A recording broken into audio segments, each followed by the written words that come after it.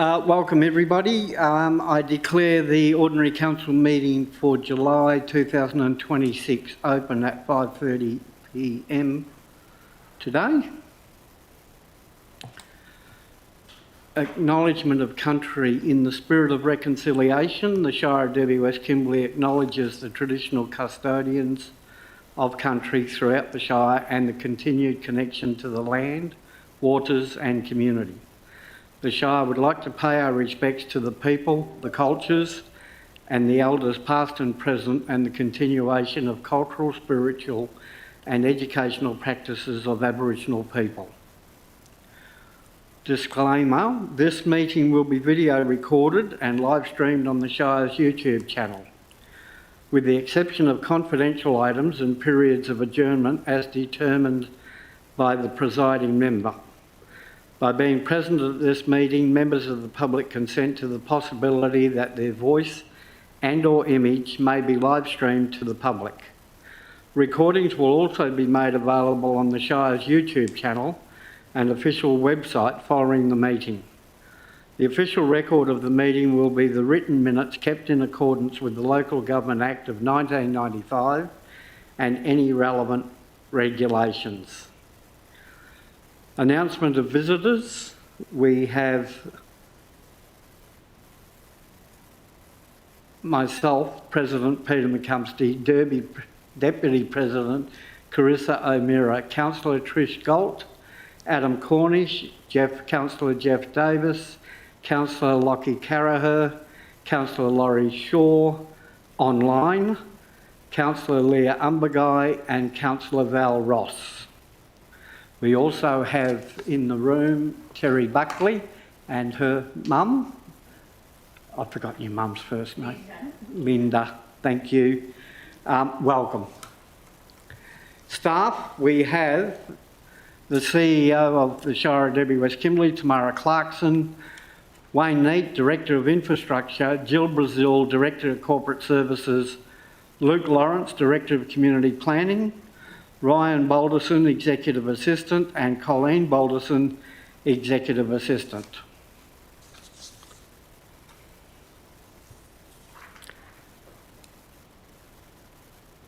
As I've already mentioned, attendance via electronic means, we have Councillor Laurie Shaw from Fitzroy Crossing. Item 6, applications for leave of absence. I am aware that we have an application from Councillor Davis. Thank you, Councillor Davis. Sorry, Jeff, you need your microphone. Excuse me. I'd like to move a motion for Council to receive my leave of absence request from the 24th of July to the 31st of October 2026 inclusive, and approve the requested leave. Thank you, Councillor Davis. Do I have a seconder for Councillor Davis's motion? Councillor O'Meara. Any questions or clarifications? I put it to the vote. All those in favour, raise your hands. Thank you. Thank you. Carried 9-0. Responses to previous public questions taken on notice. I'm not aware of any. Public time, public question time, or public statements. Thank you. Item 9, disclosures of interest. Division 6, Subdivision 1 of the Local Government Act 1995.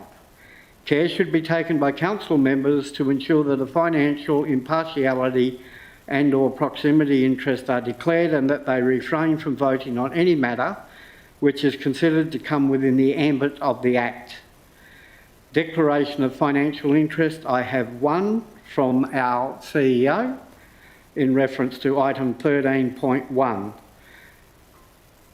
Declarations of proximity interest, I'm not aware of any. Declaration of impartiality interest, likewise. Item 10, petitions, deputations, presentations and submissions. We have nil. Item 11, confirmation of minutes of previous meetings. Recommendation on page 7 on my agenda is that Council confirm the minutes of the ordinary meeting held on the 25th of June 2026 at the Council Chambers, 31 Clarendon Street, Derby. Do I have a mover? Thank you, Councillor Davis. Seconded, Councillor Umberguy. Any questions or clarifications, councillors? Pardon me. All those in favour, raise your hands, please.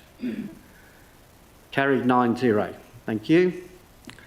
Announcements by presiding person without discussion. Councillors, July has been a very busy month for our Shire. The Kimberley Art and Photographic Prize opening and awards night was an outstanding success, and my thanks, and I'm sure yours, to our Chief Executive Officer and to her team for all the great work leading up to and during this great event, which has now been running for 55 years. We were joined by Minister for Kimberley, the Honourable Stephen Dawson, MLA, our Member for Kimberley, Ms Davina Duyana, who is now also the Parliamentary Secretary to the Cabinet, Honourable Melissa Price, MP for and our Member for Durack, Honorary Freeman of the Shire Elsa Archer, OAM, and Rosita Lovell on behalf of Honorary Freeman of the Shire Sam Lovell, AO, deceased. And Councillor Leah Umberguy was also in attendance. The talent on show was again outstanding, and my congratulations to all the award winners and Samantha Wanganelli's Art Overall Prize winner and Mary Lou DeVilliers Photographic Overall winner. Mardi Gras was another fantastic night of floats and entertainment with over 3,000 people, 3,200 I believe, enjoying the event. I made a brief welcome speech on behalf of Council, congratulating the float winners and all those that entered floats. On Monday the 6th of July, I attended the opening of NAIDOC Week in Fitzroy Crossing. It was a great day of celebrating the 26th theme of 50 years of Deadly. There was entertainment with various bands and individual singers and lots of stalls with a variety of artefacts and foods, along with Nindlin Health providing the barbecue and salads. On Tuesday, 7th of July, the CEO, Director of Community Planning, and I attended a National Emergency Management Agency meeting webinar regarding the new upcoming Oz Alert, the new national emergency warning system that sends urgent messages to compatible mobile phones and other mobile devices in a specified area, and the upcoming trial alert scheduled for 12 p.m. Australian Western Standard Time on the 27th of July 2026. At the time of the test, a single critical Oz Alert test will be sent to every mobile device in Australia. Everyone with a compatible phone or other device in Australia can expect to receive this alert. Devices will vibrate and play a siren-like warning for about 10 seconds. An Oz Alert message will appear on devices' screens and it will clearly say that it is a test. If receiving an Oz Alert test message will disrupt you or cause you or someone you know to feel unsafe, it has been recommended that you turn off your mobile devices or switch them to airplane mode before the scheduled test time in your location and leave them off for at least 1 hour. If you're aware of anyone that this may apply to, please let them know about this. Information will be distributed to councillors if not already done. On Wednesday the 8th of July, I met with Magistrate Dean Potter in Broome. We discussed the issues around the recent closure of regional courts within our Shire and other matters around the current youth justice and custodial operations and processes, specifically how we'd like to see improvements in these areas in the West Kimberley. Councillors will know that subsequent to these closures, a significant change to the date has been communicated of the full court proceedings being reinstated as of the 3rd of August. And Honourable David Michael MLA has been appointed Minister for Corrective Services and Honourable Tony Booty appointed as Attorney General. There will also be a second magistrate located in Broome, which it is hoped will speed up justice and court processes in our region. On the 9th of July, I drove to Perth and arrived on the 12th of July. On the 13th of July, the CEO and I met with Brad Royce, Commissioner Corrective Services. At this meeting, we discussed the ongoing operations of the West Kimberley Prison in Derby, issues around capacity and desperate need for additional housing for greater staffing numbers for the prison. The partnership between the Shire and the Department in relation to the S95 program, which allows carefully screened minimum security prisoners to leave prison grounds for supervised community, charitable and vocational activities, and its success and how we may build on that. We also discussed future potential expansion of the prison and a work camp to further facilitate the S95 program and the benefits for our community. The Commissioner is very keen to work with us on advocating for new housing and increasing opportunities for local employment. On the 14th of July, the CEO and our local member, Davina Diana, MLA, and I met with Scott Marshall, Senior Policy Advisor to the Premier. We discussed a range of topics, not least being housing across the board and how the lack of essential worker accommodation is impacting our Shire and other government departments such as the prison, police, as well as local Aboriginal community controlled organisations, otherwise known as ACCOs, within our Shire.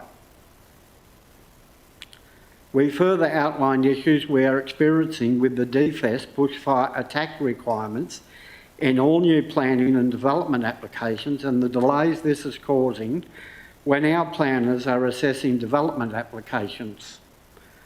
We were supported by Ms Diana in all of this, and in fact through her suggestion, arrangements were brought forward to meet with the Honourable John Carey, Minister for Planning, Lands and Housing, where we were able to further pursue our concerns and issues with housing in the region. We outlined the fact that while Derby has shovel-ready land for housing, we need WA and Australian Government's assistance to make this happen, and particularly the essential worker accommodation for government, ACCOs and our own Shire. Minister Carey was receptive to our concerns. Pardon me.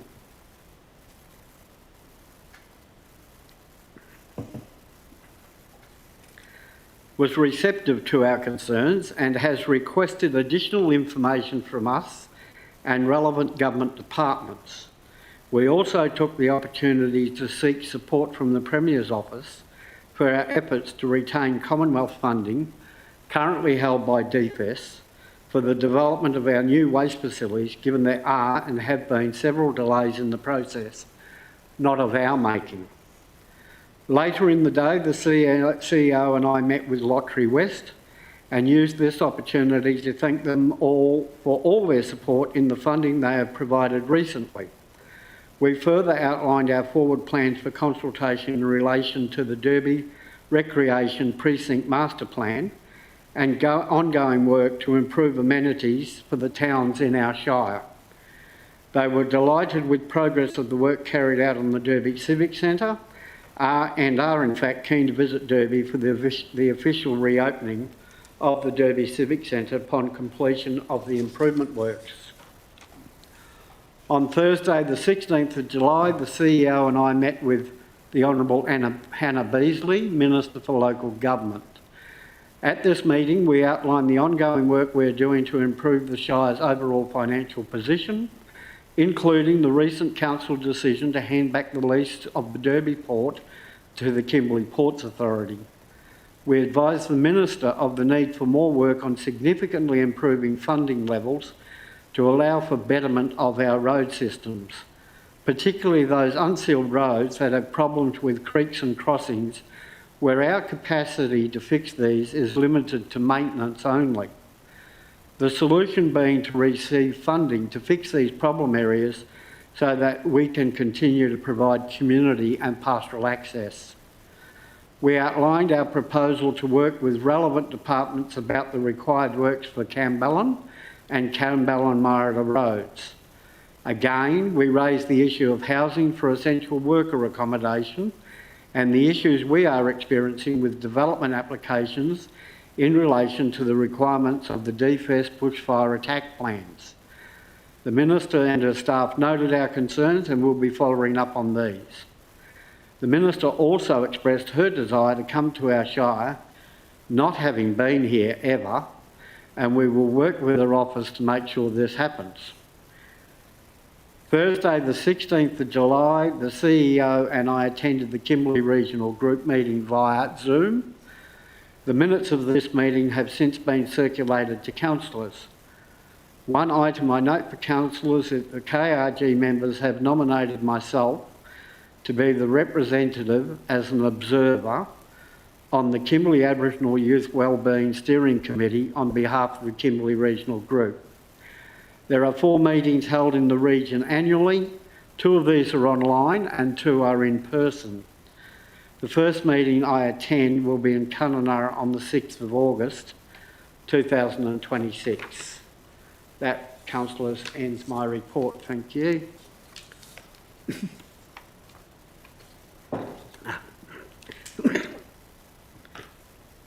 The downside of going to Perth. A sore throat. Item 13, Executive Services, 13.1. This item has been the item that the CEO has declared a financial interest in, so I will ask the CEO and staff to leave the room, please.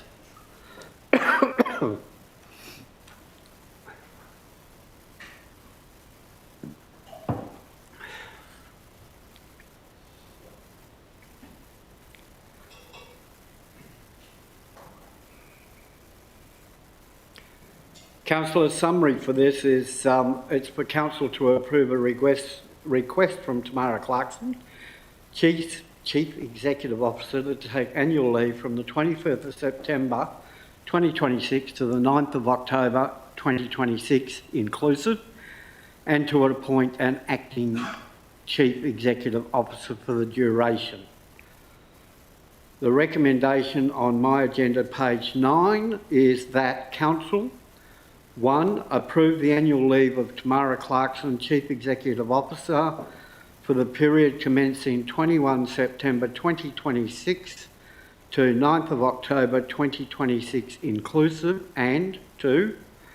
Appoint Luke Lawrence, Director Community Planning, as the Acting Chief Executive Officer for the period from 21 September 2026 to 9 October 2026 inclusive, and 3, approve the payment of hire duties to the Director of Community Planning equivalent to the current Chief Executive Officer during this period. Do I have a mover, please? Councillor Cornish, seconded. Councillor Caraher, any questions or clarifications? Sorry, yeah, Val. Sorry, just clarification. Luke being appointed, I just want to know how that decision came about, and because there are other serving members of the Shire that are been here a lot longer and know a lot more, and I'm wondering why he has been appointed rather than, for example, Wayne or our financial officer, because usually it's the finance person that takes control. Correction, it's not usually the finance officer, it is occasionally. It's completely an operational process, and it's at the CEO's discretion, as it has always been. So there may be reasons, but I'm not aware of those because they're operational and it's the CEO's discretion. We employ the CEO and she makes those decisions. Any other questions or clarifications? No? You were right, Val? Sorry? I'll put it to the vote. All those in favour, raise your hands, please. What have we got? 1, 2, 3, 4, 5, 6. Carried 7-2.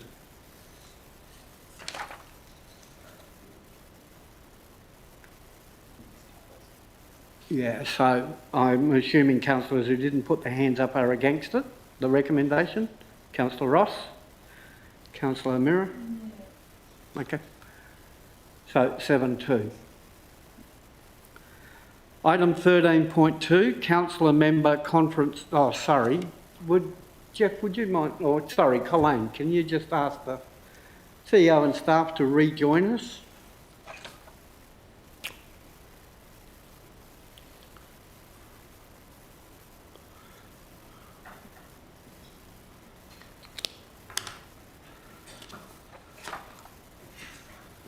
The recommendation was carried 7-2. Item 13.2, councillor member conference attendance.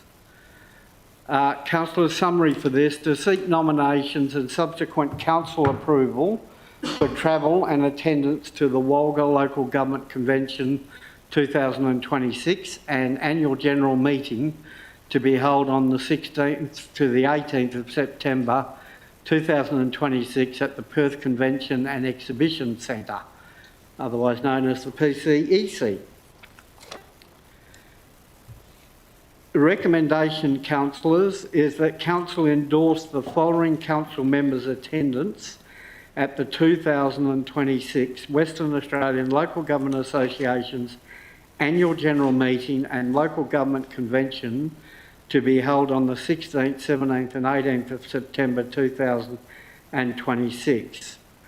Those being initially A, the President, and B, the Deputy President, subject to confirmation from the Deputy President that she's able to attend, the CEO, and also there is opportunity for councillors, if they wish to attend, the Walga Convention. So this is the local government convention that is held annually. It's where almost all, if not all, the local governments in the state, 139 of them, get together and they have their annual general meeting of the West Australian Local Government Association. There are displays by suppliers put on. There's a variety of workshops which, if you nominate, the staff will then follow up with you as to which, if any of those workshops, you also wish to attend. Do I have any other nominations or indications of councillors wishing to attend? Councillor Val Ross, Councillor Adam Cornish, Councillor Trish Galt.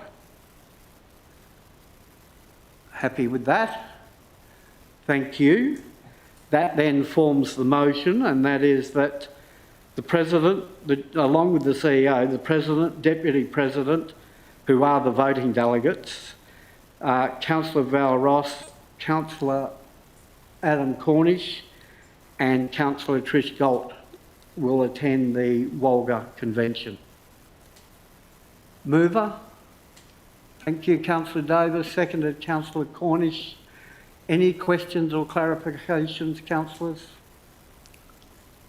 All in favour, please raise your hands. Carried 9-0. Thank you. Item 14, corporate services. 14.1, statement of financial activity. Recommendation on my agenda is on page 16.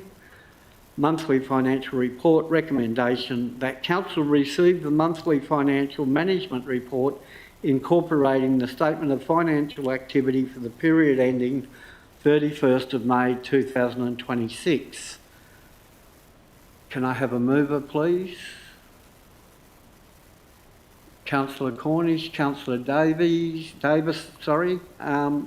any questions or clarifications? Councillor Ross. Just one clarification regarding the disposal of assets. I wasn't sure if the Shire comment on page 15, the most recent asset disposal had been processed correctly to May. There was a comment further down from Moore highlighting the disposal of assets being of high risk, and I'm wondering if the Shire has either rectified or put something in place to ensure that the assets disposal, the high risk was on page 42. We recommend disposals be processed through the assets register and associated profit and loss recorded to ensure the accurate reporting of financial statements.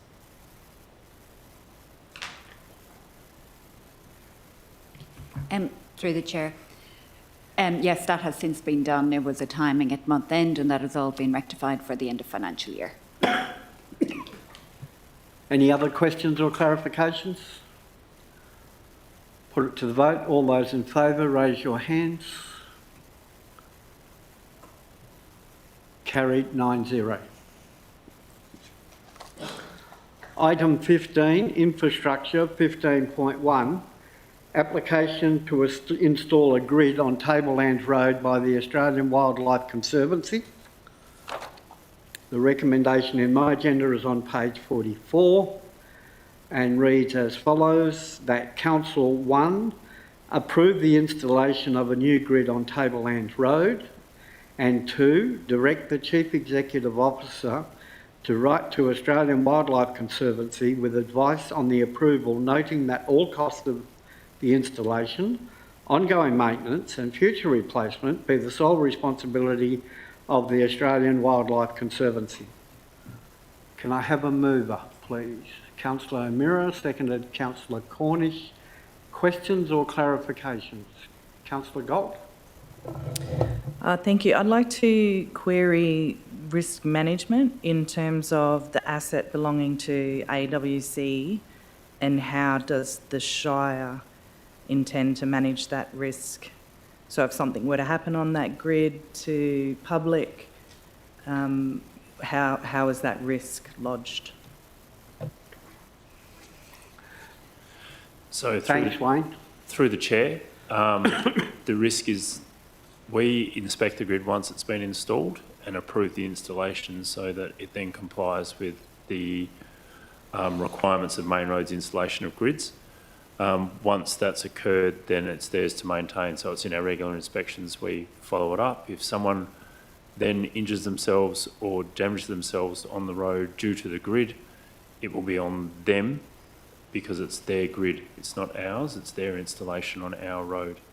But obviously there's a process of insurance that you work through on a road process, which could be excessive speed, alcohol, those sorts of things can be involved that also limit the risk to us as well. Another question.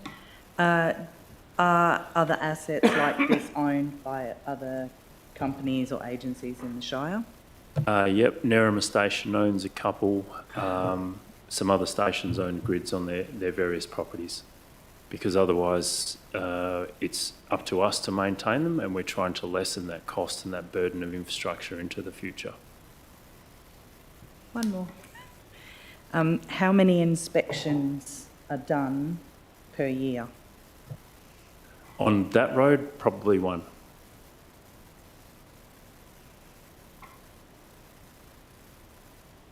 Its traffic volume on that road is 45 to 50 vehicles a year, usually. Say Kimberley Road, where it's 120,000 vehicle movements, we do obviously far more. Thanks, Councillor Gold. Any other questions at Councillor Ross? Just another point of clarification, whether or not that road parcel is subject to any traditional owner notification, or have they been notified or consulted to have a grid put in? Or is it station-owned land? No, it's in a road reserve. Okay. So with our road reserves, we don't generally consult Yep, with the native title owners because it's extinguished over the road reserve. just clarification. Any other questions or clarifications, councillors? That being so, I put it to the vote. All those in favour, raise your hands, please. Laurie? You in favour? Carried 9-0. Thanks, Laurie. Councillors, item 16, urgent business, we have nil. Item 17, matters for which the meeting may be closed. Recommendation is that Council considers the confidential reports listed below in a meeting closed to the public in accordance with section 5.23 in brackets 2 of the Local Government Act 1995. Can I have a mover? Thank you, Councillor Galt. Seconded, Adam. Councillor Cornish. Any questions or clarifications? Neil? Terry? Linda? Thank you very much for your company.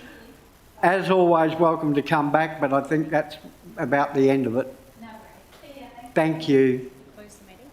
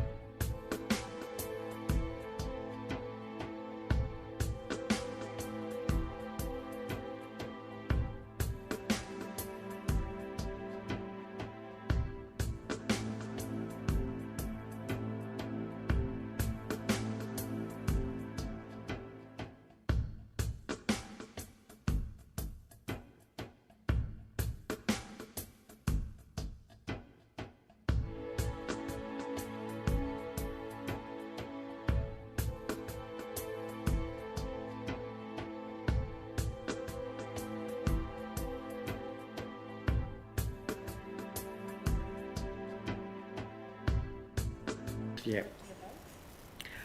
Put it to the vote. All those in favour? Laurie? Carried 9-0. Thank you. Thank you. Meeting closure. 18.1, date of next meeting. The next ordinary meeting of Council will be held at 11 a.m. Thursday the 27th of August 2026 at Pandanus Park Aboriginal Community. Councillors, I close the meeting at 6:03 and I'll just wait for that to finish.